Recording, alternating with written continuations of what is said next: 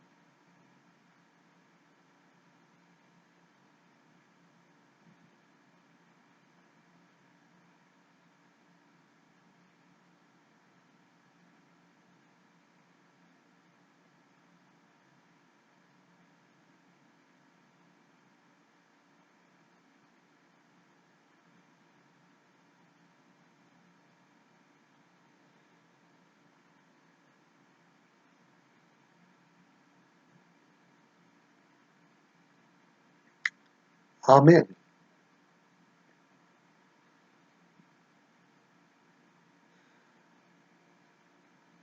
I expect that those of us who are older have all sat through any number of messages or sermons on Mother's Day that would gravitate straight to the 31st chapter of Proverbs, and always in the King James Version, and always the part of the chapter which begins, "A good woman who can find, for her price is far above rubies."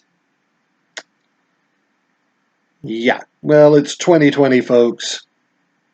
I think that we can find something to talk about on Mother's Day other than praising a woman for her household management skills.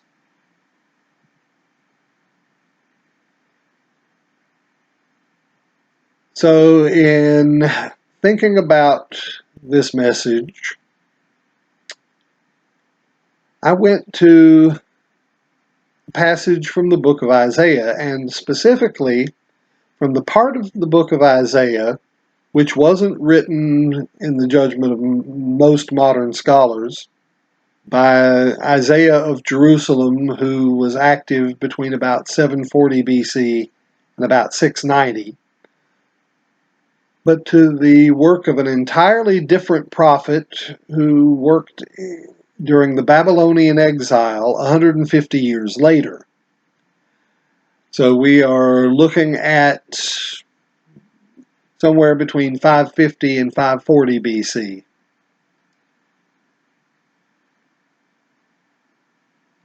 And intriguingly enough, a number of those scholars have at least harbored the suspicion, if they haven't already come out and said so, that the prophet in this case was a woman. And there are a number of arguments for this, and one of them is in passages like today's passage, which is from chapter 42 of Isaiah. This prophet, the second Isaiah, as the prophet is often called, or Deutero-Isaiah, was responsible for basically chapters 40 to 55 and 35 and probably 60 to 62 and bits here and there beyond that. So in chapter 42, verses 14 to 16, I'll be reading from the Revised Standard Version, but I will update a term here or there for ease of understanding. And the first striking thing about this passage is that the speaker is God.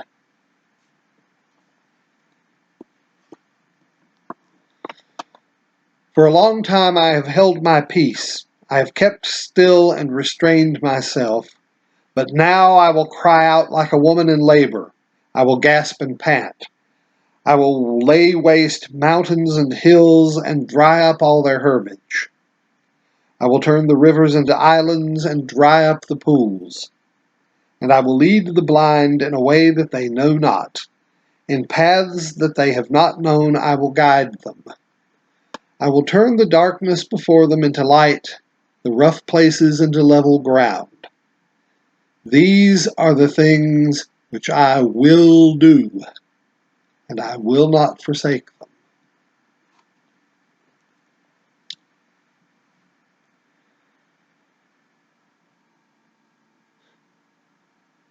All right, so God is not your usual image of the Lord is a man of war, the Lord is his name, like in the Song of Moses, which is very early in the composition of the Bible, or even the popular conception that people get these days of a very old man on a golden throne with a long white beard and a golden halo and a long white robe, sitting on this golden throne, as I said, on this big white cloud in the middle of everything up in heaven. This is God getting down and dirty, very dirty. In fact, God is going into labor to bring forth the future. And this reminds me of a movie that I recently rewatched called Extremely Loud and Incredibly Close, which I commend to your attention if you are not familiar with it. It is a movie about a young boy named Oscar, and the child actor was wonderful.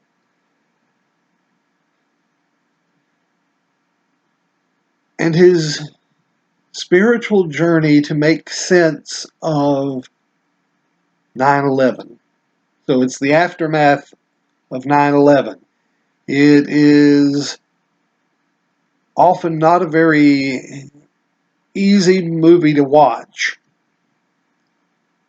because the boy's parents and Oscar lived in a high-rise, in Midtown Manhattan. And the boy's father, played by Tom Hanks, was in one of the towers on 9/11 and was lost.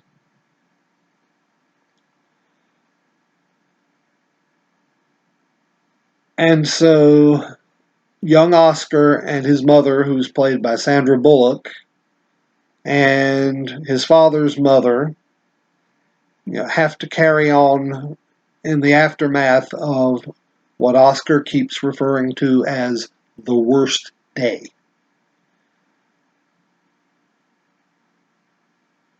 Oscar had been very close to his father. His father had known about Oscar's difficulties. The child might be on the spectrum of Asperger's.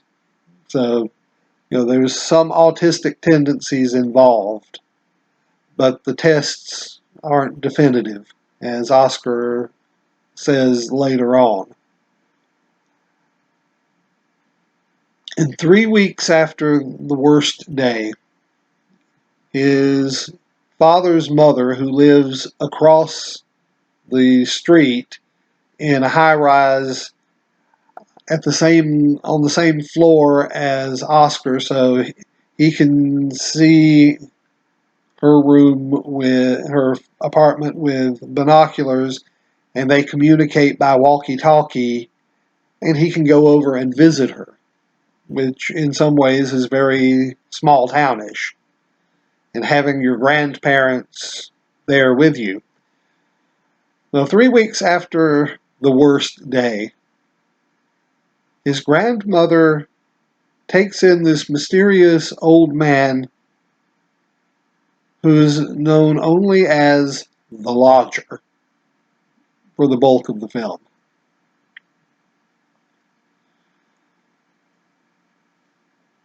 And one of the things that made Oscar very close to his father was that his father would devise adventures or scavenger hunts even, or investigations that were designed to draw the child out of himself, because Oscar finds it very difficult to speak to strangers.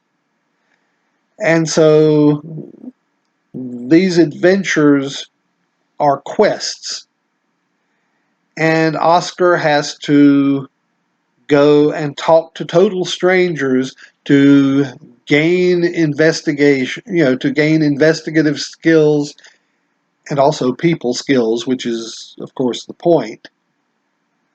And all of this is lost with his father on 9/11.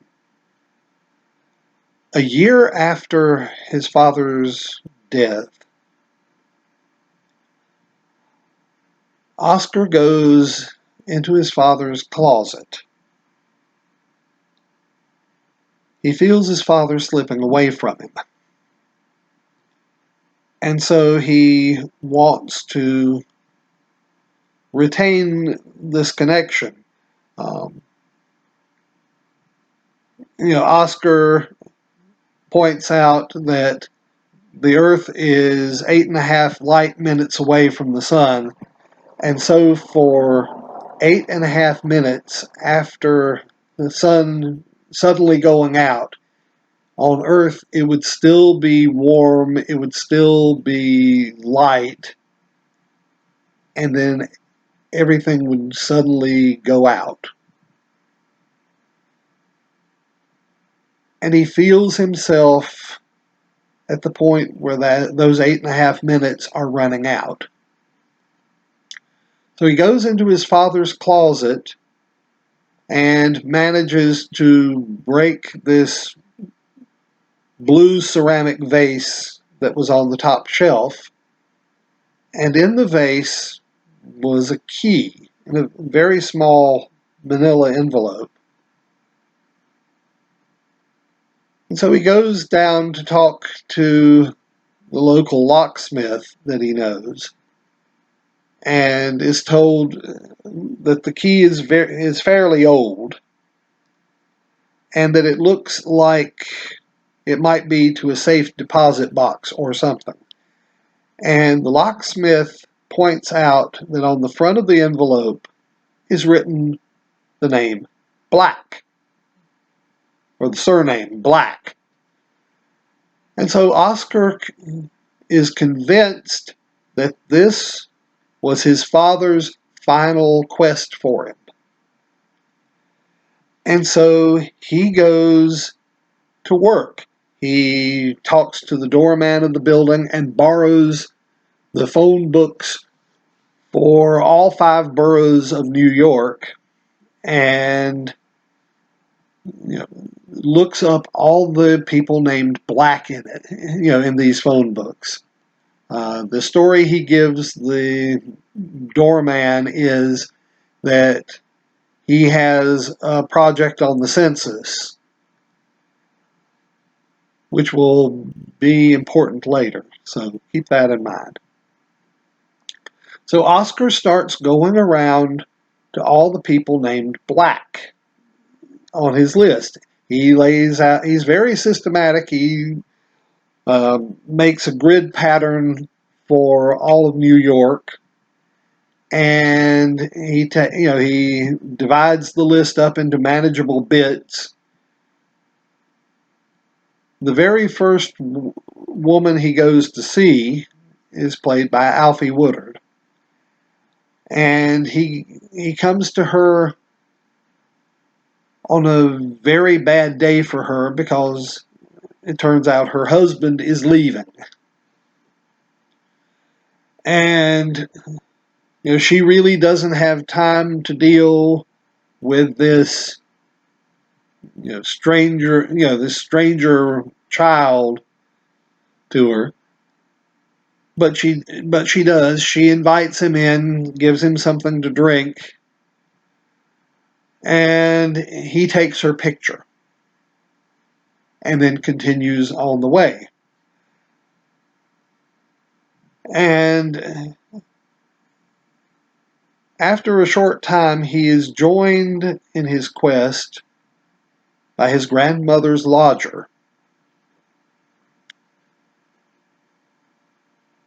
who has the mysterious habit of shrugging exactly like his father did, and who accompanies him on his journey.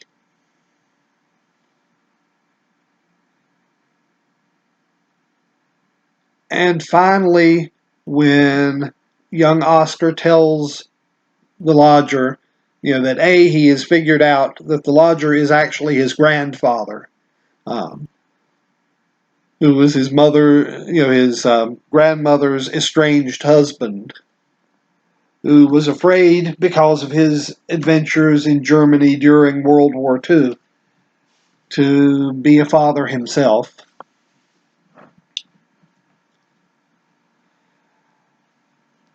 Oscar admits his terrible secret, which was that basically on 9/11, he had gotten to school and had been sent home very early as soon as it became known what was going on. The adults wouldn't tell the children. And one of the mothers walked Oscar home.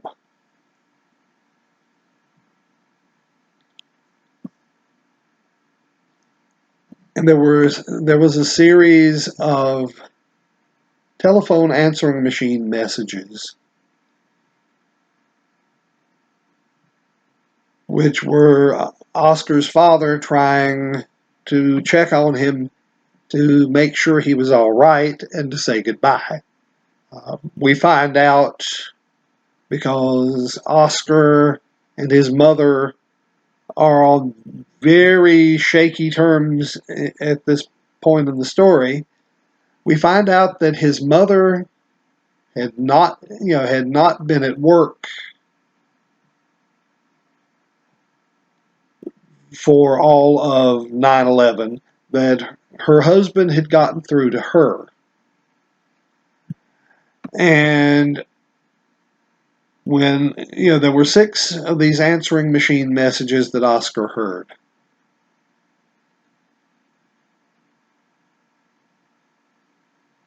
At least the last several of them he heard. And the very last message, Oscar wanted to go to the phone. He heard his father saying, "Are you there? Are you there?" And then the line very terribly goes dead. And his own fear had kept him from answering the phone.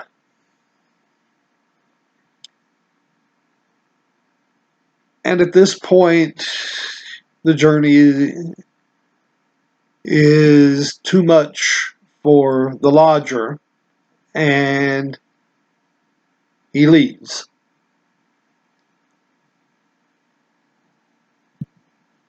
And shortly after this, Oscar is looking at a newspaper clipping that was in the breast pocket of his father's tuxedo jacket, because it turns out that the vase that was broken, where the key was found,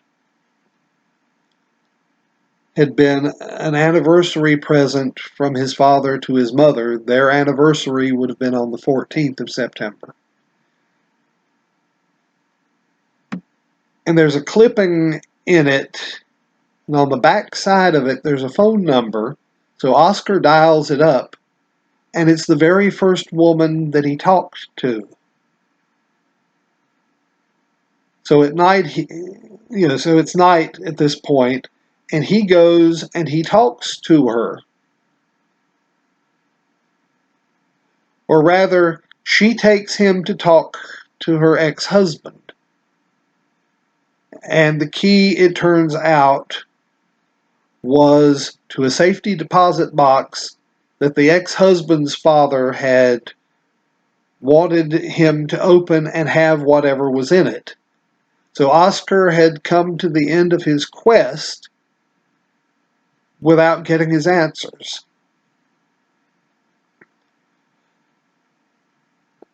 And so he runs home, but as we see him running out of the building and running down to go back to his building, we see Alfie Woodard pull out his cell phone and dial somebody up. And the next thing we see is Oscar, basically having a meltdown.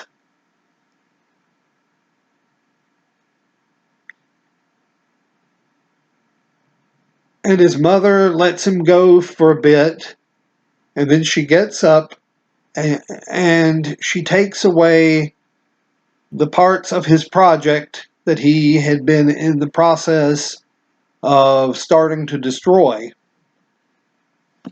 And she holds him and tells him that it's all right. And this is where we find out what has actually been going on.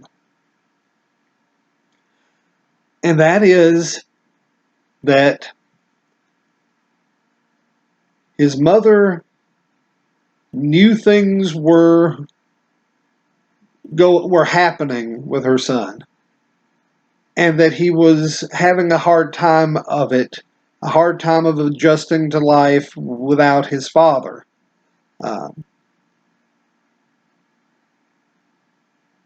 And that the closer he got to his father on this quest, the further away he felt from his mother, and this was not a desirable thing. And so she goes into his room one Saturday when he's out trying to trace the key, and she makes herself think like him. So she uncovers what he has been doing. It's very early in his process, which has been taking months. So very early on, especially since she talked to the doorman and heard that her son had borrowed all the phone books because he had a census project, she points out to Oscar that the census wasn't for another 7 years.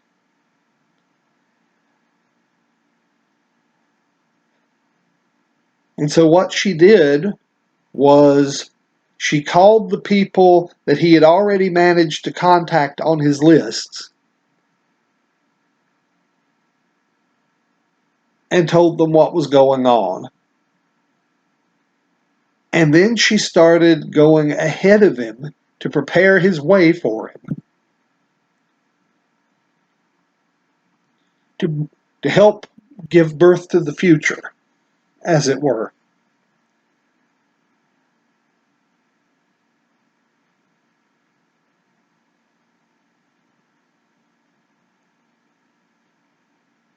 There's a concept in certain theological circles called prevenient grace.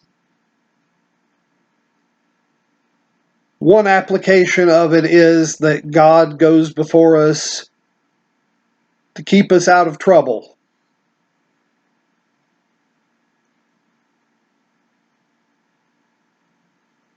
And another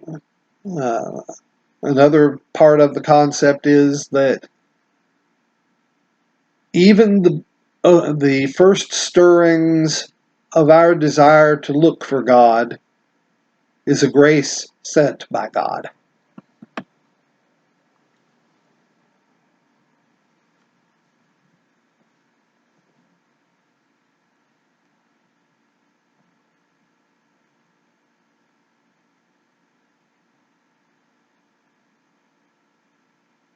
And I can think of no higher tribute to those of us who are mothers or the mothers of those of us who still have them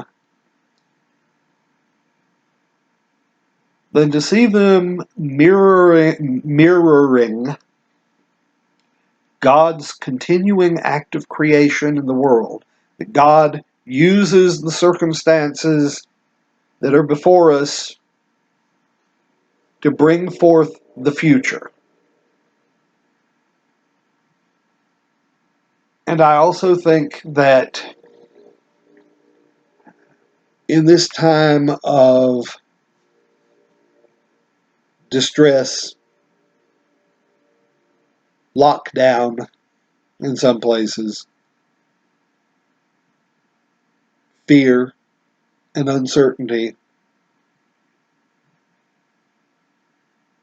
that is a message that we need to keep in mind. God going before us to prepare the way, and God going into labor to bring our future into being.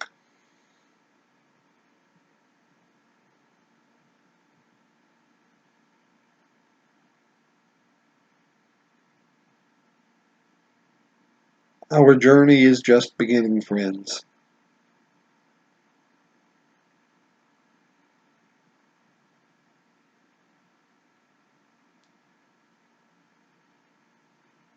So for those of us who don't have mothers, at least on earth anymore,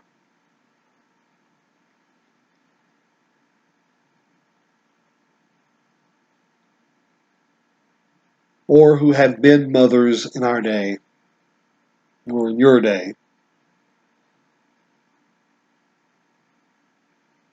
know that you are the mirror image of God, and that motherhood is one of the high sacred callings in this world.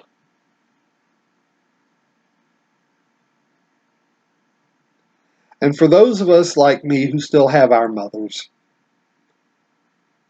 be sure not to let the day pass without getting in touch.